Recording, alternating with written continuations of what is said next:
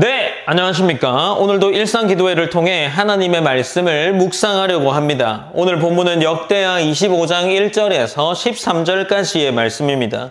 지난 본문에서 우리는 요아스의 비참한 최후를 함께 살펴보았습니다. 여호야다 제사장이 죽자 요아스는 여호야다로부터 떠나면서 하나님을 버리게 되었고 결국 스스로 무너지는 모습을 보였습니다. 하나님을 떠난 왕은 결국 백성의 신뢰도 잃었고 생명도 잃게 되었습니다. 오늘 본문은 요아스의 아들 아마샤 왕의 통치 초반 이야기에 해당합니다.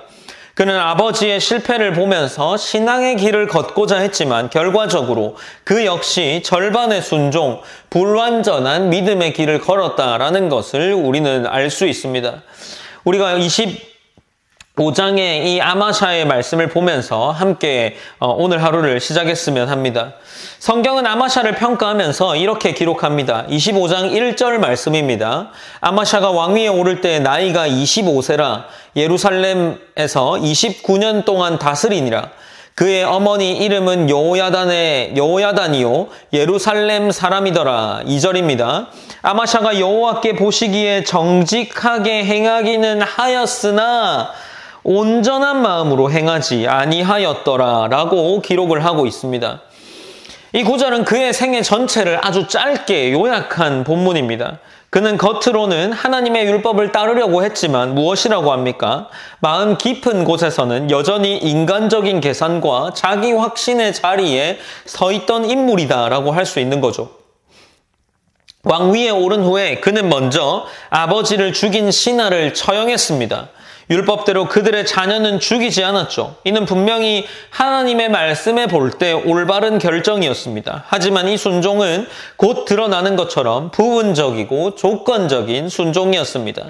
그는 하나님의 말씀을 지키려고 했지만 동시에 자신의 현실적인 판단을 내려놓지 못했습니다. 이후 아마샤는 전쟁 준비에 들어간다라는 것을 보게 됩니다. 남유다의 군사력으로만 부족하다고 판단했던 그는 북이스라엘에서 용병 10만 명을 고용합니다. 은 100달란트를 사용해서 고용하죠. 오늘의 가치로 치면 이는 엄청난 비용을 들인 겁니다. 그러나 하나님은 무엇을 하십니까? 선지자를 보내서 그를 책망하십니다. 7절에서 기록되어 있습니다. 어떤 하나님의 사람이 아마샤에게 나와와서 이르되 왕이여 이스라엘 군대를 왕과 함께 가게 하지 마옵소서.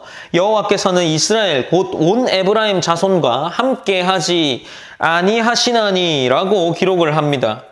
하나님은 이미 북이스라엘을 떠나셨기 때문에 그들과의 동맹은 남유다의 입장, 곧 하나님의 입장에서 불신앙의 선택이었던 거죠. 그러나 아마샤는 즉시 순종하지 못합니다. 그는 이렇게 묻습니다. 9절입니다. 아마샤가 하나님의 사람에게 이르되 내가 100달란트를 이스라엘 군대에게 주었으니 어찌할까? 하나님의 사람이 말하되 여호와께서 능히 이보다 많은 것을 왕에게 주실 수 있나이다 하니라 라고 기록을 합니다. 그는 무엇을 걱정하고 있습니까? 이미 자신이 지출한 그 부분을 떠올리고 있는 거죠. 그는 하나님의 명령보다 손해를 걱정하고 있습니다. 순종의 문제가 곧 경제적 계산의 문제로 이어지고 있는 거죠. 그런데 선지자가 이야기하는 것은 무엇입니까?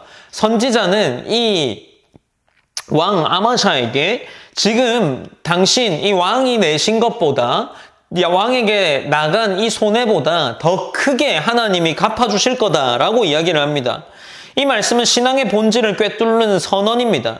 하나님의 사람은 이름을 두려워하지 않습니다. 왜냐하면 하나님께서 분명하게 순종의 길을 선택했을 때 우리의 잃은 것보다 더 큰 것으로 보답하게 하실 분이시기 때문입니다. 그러나 아마샤는 어떤 고민을 합니까? 여전히 마음이 흔들립니다. 그는 겉으로 선지자의 말을 듣고 용병을 돌려보냈지만 그의 중심은 온전히 하나님께 맡겨지지 못했습니다. 순종의 행동은 있었지만 신뢰라는 뿌리가 그에게 보이지 않습니다. 많은 성도들은 여기서 멈춥니다. 하나님의 말씀에 따르지만 마음 한켠에 여전히 계산하고 있는 모습이 남아있는 거죠. 그럼에도 불구하고 하나님은 이 아마샤에게 승리를 허락하십니다. 아마샤는 에돔을 쳐서 세일 골짜기에 큰 승리를 거두었습니다. 그는 전쟁에서 이겼지만 하나님의 마음에는 점점 멀어지고 있었던 거죠. 그가 돌려보낸 북이스라엘 용병들은 분노하여서 유다의 여러 성읍들을 약탈하고 백성들을 죽였습니다. 이것이 13절에 기록되어 있습니다. 부분적인 순종의 결과가 또 다른 상처와 손해로 돌아오고 있다라는 것으로 우리가 생각해 볼 수 있는 거죠.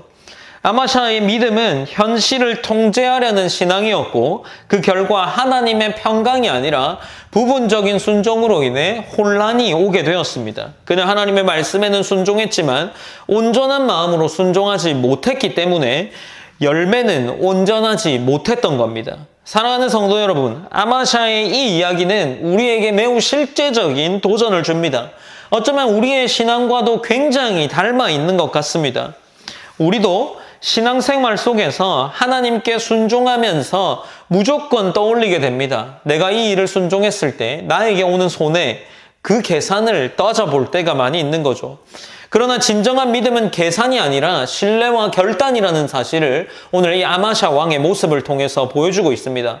어쩌면 아마샤는 무엇을 했습니까? 그럼에도 불구하고 순종하는 모습은 보였습니다. 그러나 우리의 모습은 어떻습니까? 우리가 손해를 보더라도 혹 내 안에 여전히 의심이 자리 잡고 있지만 내가 결국 순종하는 모습을 보이고 있습니까? 어쩌면 우리의 신앙은 이 아마샤가 보여준 모습보다 부족할지도 모르겠습니다. 그러나 하나님께서 어떤 분이신지를 이 본문이 보여주는 것처럼 우리의 신앙이 하나님을 더욱 신뢰할 수 있는 그러한 신앙이 되어야 한다라는 것을 오늘 본문이 보여주고 있는 겁니다. 우리 오늘도 기도해야 할 겁니다. 우리의 순종이 절반이 아니라 우리의 행동뿐만이 아니라 하나님께 마음의 신뢰 또한 드릴 수 있기를 원합니다. 라고 기도합시다.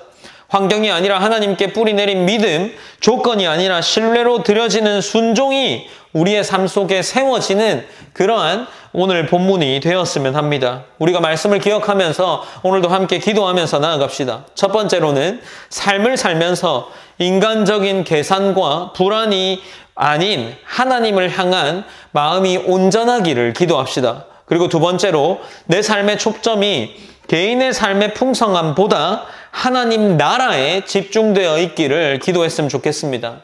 우리가 오늘 이 아마샤의 서두에 나오는 말씀을 통해서 함께 각자에게 오는 기도 제목과 나눈 기도 제목을 함께 기도하면서 오늘 하루를 시작했으면 합니다. 기도하겠습니다. 사랑의 하나님 감사합니다. 하나님 우리가 오늘도 일상 기도회로 하루를 시작합니다. 하나님 우리가 아마샤의 말씀, 이 아마샤가 서두에 온전히 순종하지 못한 모습을 보이는 것을 함께 나누었습니다. 하나님 우리의 삶도 어쩌면 별반 다르지 않을지도 모르겠습니다. 우리의 삶 속에서 어쩌면 아마샤가 했던 행동, 그 행동조차 하지 못하는 우리의 모습이 있지 않은가 모르겠습니다. 하나님 우리 가운데에 하나님을 더 온전히 신뢰하게 하시고 그 신뢰가 쌓이는 경험된 신앙들이 우리의 신앙에 뿌리 내려져서 우리가 더 큰 문제 앞에 혹은 더 큰 순종의 자세에서 그 순종의 길을 능히 선택할 수 있는 그런 하나님 자녀가 될 수 있도록 인도하여 주시옵소서. 하나님 오늘 하루의 삶 가운데 모든 영광 하나님께서 받으시고 우리의 삶을 이끌어 가실 것을 믿으며 나아갑니다. 살아계신 예수님의 이름으로 기도드립니다. 아멘.